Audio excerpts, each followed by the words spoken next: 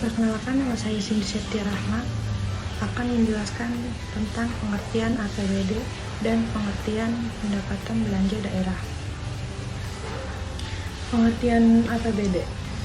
Anggaran pendapatan dan belanja daerah APBD ditetapkan berdasarkan peraturan daerah.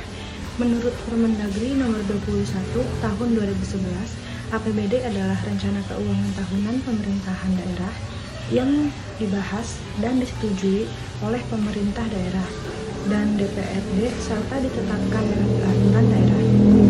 Pengertian belanja daerah. Belanja daerah adalah semua pengeluaran daerah dalam periode tahun anggaran tertentu yang menjadi beban daerah.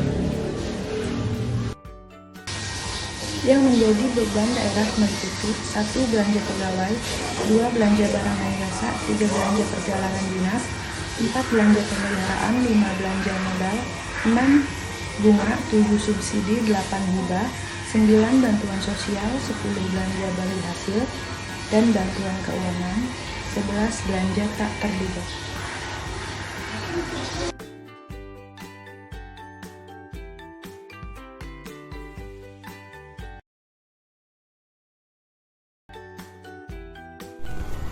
Di sini saya akan melanjutkan penjelasan dari partner saya, yaitu yang selanjutnya ada unsur APBD. Yang pertama adalah rencana kegiatan suatu daerah yang dimana ditulis secara rinci beserta uraiannya. Dan yang kedua adanya sumber penerimaan yang merupakan target minimal untuk menutupi biaya terkait aktivitas tersebut. Yang ketiga, adanya biaya yang merupakan batas maksimal pengeluaran yang akan dilaksanakan. Yang keempat, ada jenis kegiatan dan proyek yang dituangkan dalam bentuk angka. Dan yang kelima, periode anggaran yang biasanya periode ini selama 1 tahun, periode 1 tahun. Lalu selanjutnya ada struktur APBD. Struktur APBD yang pertama ada pajak daerah, yang kedua restribusi daerah, yang ketiga hasil kekayaan yang dimiliki daerah, dan PAD lainnya yang sah. Lalu selanjutnya akan dilanjutkan oleh partner saya.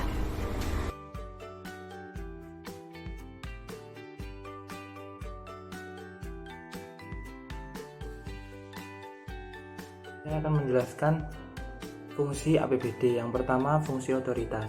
APBD bisa melaksanakan pendapatan dan belanja daerah di tahun bersangkutan. Yang kedua, fungsi perencanaan. APBD menjadi sebuah pedoman bagi manajemen di dalam hal merencanakan sebuah aktivitas atau kegiatan pada tahun yang bersangkutan. Yang ketiga, fungsi pengawasan. APBD menjadi sebuah pedoman untuk bisa menilai apakah aktivitas penyelenggaraan pemerintah sesuai dengan ketentuan yang ditetapkan. Yang keempat, fungsi alokasi.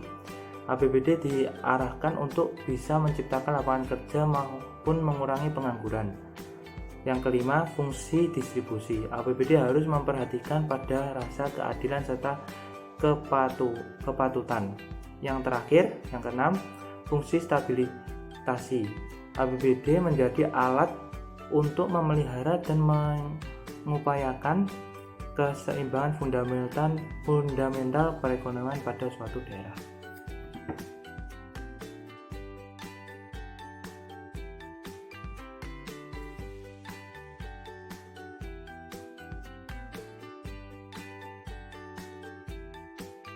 Oke, mari kita lanjut ke pembahasan selanjutnya, yaitu tujuan APBD. Di sini ada 5 tujuan dari APBD. Yang pertama yaitu membantu pemerintah daerah mencapai tujuan kebijakan fiskal. Nah, apa itu kebijakan fiskal?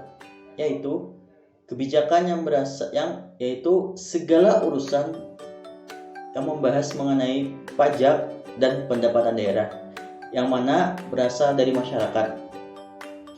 Itu disebut dengan kebijakan fiskal. Terus yang kedua, sebagai pedoman pendapatan dan pengeluaran belanja daerah. Adanya APBD membuat pengeluaran daerah tersebut menjadi terstruktur sehingga untuk pemerintah daerah ke periode selanjutnya akan lebih mudah mengalokasikan dananya. Terus yang ketiga yaitu menciptakan efisiensi terhadap penyediaan barang dan jasa. Nah, adanya APBD memberikan gambaran kepada pemerintah daerah kemana saja mereka akan membelanjakan dana tersebut ya. Terus selanjutnya yaitu menciptakan prioritas belanja pemerintah daerah.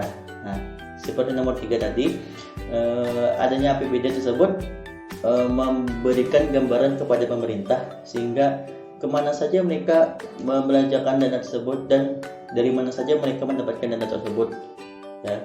Sehingga pendanaan pengalokasian dana tersebut menjadi lebih efisien. Terus yang kelima yaitu meningkatkan transparansi pemerintah daerah kepada masyarakat dan DPRD. Nah, ini salah satu yang paling penting sehingga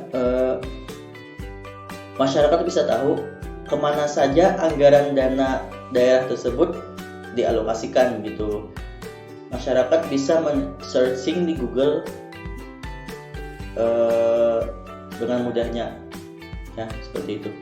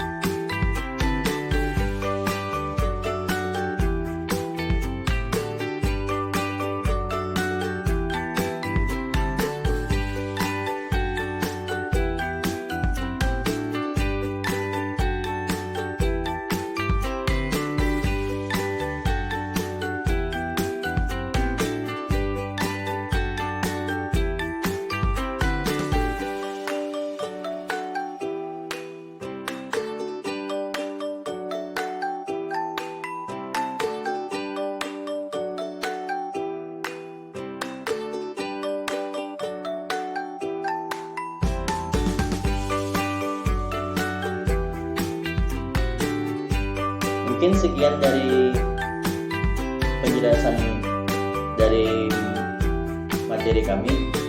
Kami selaku pemateri mohon maaf apabila tidak berkesalahan kata baik disengaja maupun tidak sengaja. Akhir kata, wassalamualaikum warahmatullahi wabarakatuh.